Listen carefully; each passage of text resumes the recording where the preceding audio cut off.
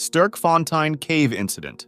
It was September 29, 1984. A cave explorer named Nuno Gomes was exploring unmapped sections of the Sterkfontein Cave in South Africa. He was accompanied by his two friends, Peter Verhulsel and Malcolm, and together they planned to lay a guideline from the entrance to the farthest point of the wet cave area known as Milner Hall. The plan was for Nuno to go in and place the guideline, while Peter and Malcolm waited outside, assisting him from the surface. Nuno plunged into the water and successfully laid the line, covering a distance of 396 feet from the entrance to the end. Happy because of the success, the three decided to go back in and follow the new guideline. Once they reached the air pocket at the end, they were satisfied that they had successfully mapped this cave section, so they turned around and began to head out, following the line. As Nuno led the group, he suddenly felt Malcolm touch him. Malcolm was signaling that Peter was no longer behind them. Nuno went back to see where Peter had gone and noticed that he had entered a side tunnel. Nuno tapped Peter to get his attention and signaled him to return to the guideline and exit the cave. As they headed back, however, Peter disappeared again. This time, Nuno and Malcolm assumed he had taken the other exit, avoiding the tight squeeze they themselves used, so they did not go back to look for him. When Nuno and Malcolm surfaced and realized Peter was not there and still hadn't come out after a while, they submerged once more to look for him. They searched along the guideline and even in the side tunnels, but there was no sign of him. After 4 long hours, they ran out of air tanks, and the stirred-up silt reduced visibility to almost nothing. Finally, late that afternoon, they exited the cave and called for help. The fire brigade arrived, but lacking cave diving expertise, had to wait for the police divers to continue the search in the evening. The silt was so stirred up that visibility was heavily impaired. The police called off the search for the night, convinced they would now be searching for a body rather than a survivor. What no one realized was that Peter was not dead at all. He had been sidetracked by a secondary tunnel, and the cave's complex 3D structure, combined with the lack of a guideline, the stirred-up silt, and the darkness, made it nearly impossible for him to orient himself. After trying many possible paths, Peter found a small room and decided to wait there for rescuers. He shone his light into the water in hopes of signaling his friends, but when no one came for a long time, he switched it off to conserve the little battery life remaining. He tried making noise by banging his tank on the rocks, but to no avail. Eventually, he became exhausted, fell asleep, and lost track of time. After that first night of searching, the police closed off the cave so no one else could enter. Unfortunately, the silt took a long time to settle, so visibility remained poor. Convinced Peter had not survived, the police decided to wait a full week before resuming the search. On October 6th, 7 days after Peter's disappearance, they returned but found no sign of him. Another week passed before they tried again, but he was nowhere to be seen. Meanwhile, Peter was still alive. He had spent 14 days in complete darkness, starving and having lost much of his weight. Hoping for a way out, he decided to follow a passage leading from the small room where he had sheltered. After traveling 120 feet away from the water, he discovered it was only a dead end, so he returned to his spot near the water to wait once more for rescuers. The police continued weekend searches for 6 weeks, but they never found him and finally called off the search with no result. At that point, they reopened the dry sections of the cave, but kept the water section closed. Volunteers then began looking for a connection between the dry and wet cave systems, and Nuno joined them. His contributions were crucial. He was the one who discovered the connection where they could enter the wet section of the cave. It was there that they found a set of footprints leading to a dead end, and soon after, Peter's body. Beside his body was a message that read, "I love you, Cheryl and Ma." It was later discovered that one diver had come really close to finding him, as he entered an opening that was just 100 feet away from Peter's location. The autopsy revealed that he died of starvation after 3 weeks in the cave. Although we may criticize Peter's decision to explore on his own, we should also respect the fact that he fought to survive until the very end.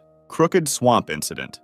It was March 27, 1982, and Donald Weltner, along with his two sons Christopher and Roger, were about to lead a group of 12 Boy Scouts on a day of cave exploration. This wasn't Donald's first time caving, and even though the passages in the Crooked Swamp cave system were notoriously narrow, he wasn't too concerned. Donald was bigger than the other participants, so if he could get through, the rest of the group could too. At 2 o'clock, they entered the cave through its 16 by 28-inch entrance and stopped in a room inside. Donald was on the eastern side and noticed several smaller tunnels leading from the room. However, because they weren't sure which passages would be too narrow, Donald decided to check one. It involved a tight squeeze but appeared to open to another section, so he tried to push through. The squeeze measured 18 by 20 inches, so tight that he couldn't move his arms backward or lift his head to see ahead. He was followed by his sons, and while moving forward thanks to the mud making the terrain slippery, he reported back to them what was happening. Everything seemed normal until something unexpected occurred. As he pulled himself along, he realized the ground below him was disappearing. Donald slipped down into a tight crevice, and the slick mud prevented him from stopping his slide. His hands were trapped, leaving him no leverage to pull himself up. Making matters worse, the path angled about 30 degrees, so he had to fight against gravity. The crevice was just 5 inches wide, and the slippery mud caused his body to settle more and more. He told his sons to pull on his feet, but after several failed attempts, he told them to get the other adult in the cave, Jim.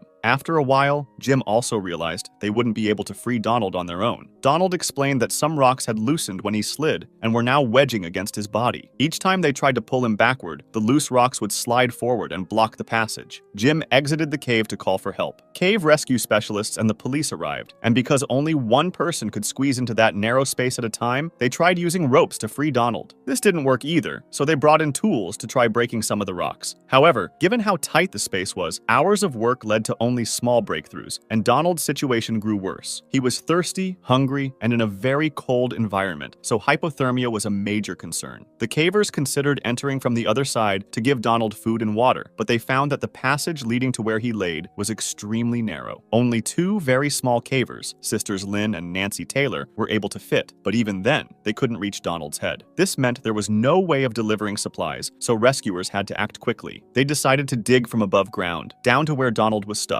The process lasted all day Sunday, getting them close to the required depth. Unfortunately, though, they were about 12 feet away from Donald's position, so they needed to dig laterally. Meanwhile, Donald began giving only grunting responses, which indicated he was likely suffering from hypothermia. On Monday morning, as 2 days passed from when he got stuck, the digging continued, but the team encountered another problem: extremely hard bedrock layers that were impossible to dig through. At this point, they weren't sure if Donald was still alive, so they sent a nurse into the cave with a handheld Doppler machine to see if he still had a pulse. She couldn't detect one, but this wasn't definitive proof of death, since she only had access to his very cold legs. Sometimes, the body's core organs can continue functioning after the extremities have stopped registering a pulse. Seeing how quickly Donald's condition was deteriorating, rescuers started using their most extreme tools, including dynamite, which was extremely risky but appeared to be the only option left. On Tuesday morning, they finally managed to reach his location, and a doctor was sent in immediately, but as many feared, Donald had died. It took an entire day to retrieve his body, and an autopsy later confirmed he had succumbed to hypothermia sometime between Sunday night and Monday morning. Following his death, the cave system was restricted to limited access. Aegean Allwed Incident. Roger Solari and Martin Farr, aged 26 and 23 respectively, wanted to map out the Aegean Allwed cave system in South Wales. At the time, John Parker, another explorer, had abandoned the mission after discovering a third sump in one of its longest passages. Martin and Roger, however, wanted to keep going to see what lay beyond. The first trip was done by Martin alone, because Roger had hurt his knee, making it extremely dangerous for Martin to continue solo. Reaching the third sump was a feat in itself, since the route was not only tortuous, but also extremely long, lasting for hours, as the first sump was about a mile into the cave. The first 2 sumps measured only 249 feet and 82 feet, so Martin passed through them relatively easily. However, the third sump was much longer, and nobody had fully explored it yet, so Martin could only hope he had enough air to reach the end. Fortunately, he managed to swim through it, about 850 feet, and on the other side he found something else interesting: a zigzagging passage, roughly 1,800 feet long, leading to another sump. Nobody had known about this 4th sump, and Martin realized he probably wouldn't have enough air to explore it and then return. He spent the next 4 to 5 hours heading back out, planning to wait for Roger so they could tackle Sump 4 together on the next trip. When they returned on June 15, 1974, both Roger and Martin brought extra air tanks. They successfully reached Sump 4 and began diving it with a guideline to help map the route. After about 400 feet, Roger finished his guideline, and he had sinus problems, even though it wasn't the first time. Despite this, they decided to continue. Martin then took out his own guideline and they kept going, but they made an important mistake. In cave diving, there is a concept called the rule of thirds for air consumption. If you use 1/3 of your air supply on the way in, you need another third to get out, leaving the final third as an emergency reserve. They had already used their first third and should have turned back when Roger's line ran out. Because Roger had a smaller tank than Martin assumed Roger would head out while he continued forward. He eventually came to a gravel wall of rock, which could have indicated the sump was ending, and possibly an air pocket. By this point, he was well past the halfway mark of his tank, so it was becoming extremely risky. He pushed on until he reached solid rock, confirming there was no air pocket. Spotting a passage to the right, he explored another 29 feet, but it ended in a dead end. When he backtracked, he was shocked to see Roger still there. Martin quickly signaled that they had to return. Roger, likely realizing he didn't have enough air to make it back, back, attempted to locate the same air pocket Martin had been searching for. Martin continued about 130 feet until his main tank ran out, forcing him to switch to a reserve tank. That would give him only about 300 feet in sump 4 and another 850 feet in sump 3, barely enough. However, he had previously placed a partially filled tank between sump 3 and sump 2, and he aimed to reach that. Finally emerging from sump 4, Martin sat on the bank, waiting for Roger, who, remember, had a smaller tank. If he didn't appear soon, it would be a huge problem. After 20 minutes with no sign of Roger, Martin realized that if Roger had surfaced from sump 4 at that moment, he likely wouldn't have enough air left to get through sump 3. After an hour, Martin was certain Roger's air had run out. Martin entered the water again and tried pulling the guideline to make it tense, but it didn't. It was no longer connected. It had been cut at about the 430-foot mark. This was probably where Roger needed to change tanks. Because switching them wasn't a simple task at the time, he might have put his arm through the line to avoid losing it, twisted his body to reach the valve, and become tangled, forcing him to cut the line to move freely. This, combined with the silt kicked up by movement, likely reduced his visibility, and he may have swum the wrong way. At that point, there was no doubt Roger had exhausted his air. Martin stayed calm and managed to navigate the next 3 sumps safely. He alerted the authorities immediately, and the search for Roger's body began. Martin himself joined the search, along with many others. However, Roger's remains were not found until 1986, 12 years later. Recovering the body was deemed too risky, so it was left in the cave, and a plaque was placed near the entrance of Sump 1, in Roger's honor. In 1987, another explorer passed through Sump 4 and finally located the air pocket, 875 feet in, the very one Roger and Martin had hoped to find. It was called the Against All Odds Chamber. Martin stated that after this incident, he never broke the rule of thirds again. He went on to have a remarkable diving career. Today, the entrance to the cave system is locked, and only specific, experienced divers are granted a key. Floyd Collins Incident.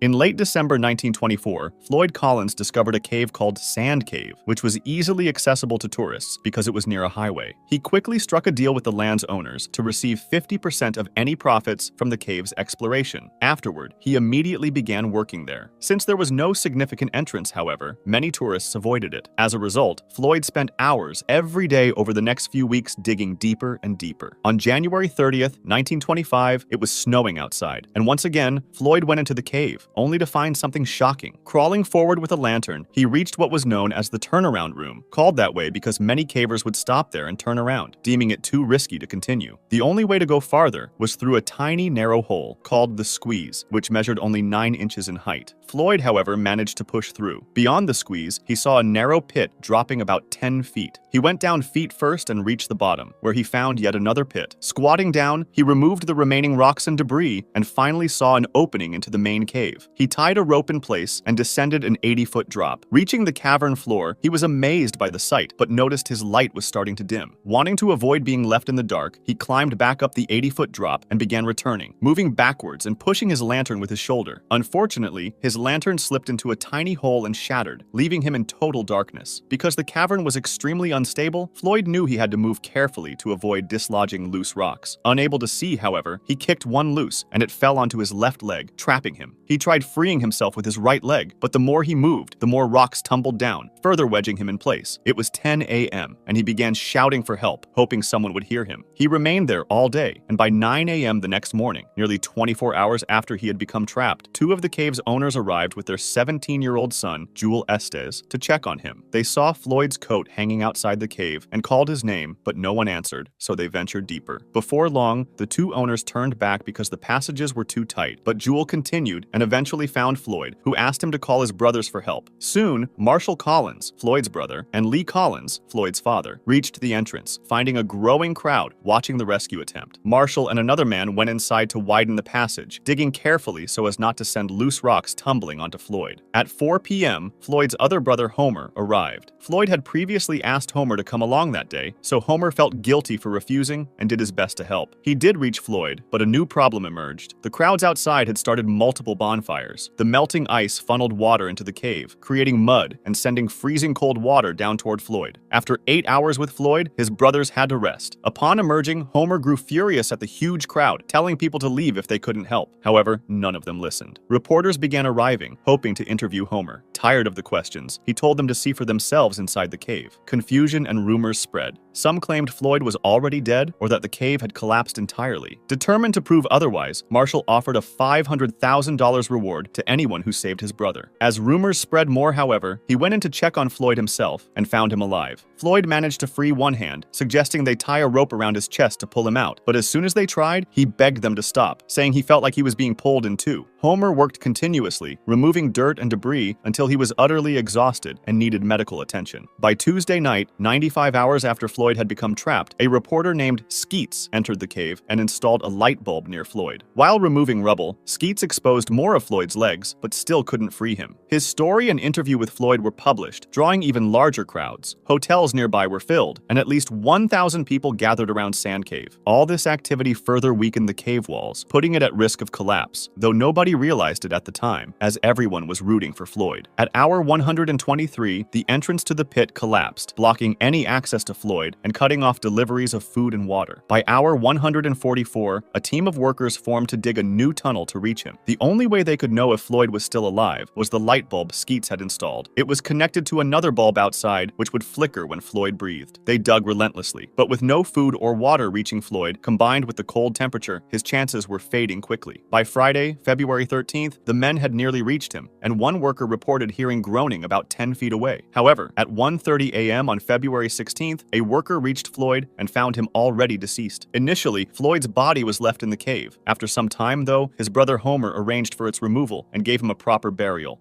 If you liked this video, subscribe for similar ones or join my Discord to suggest another.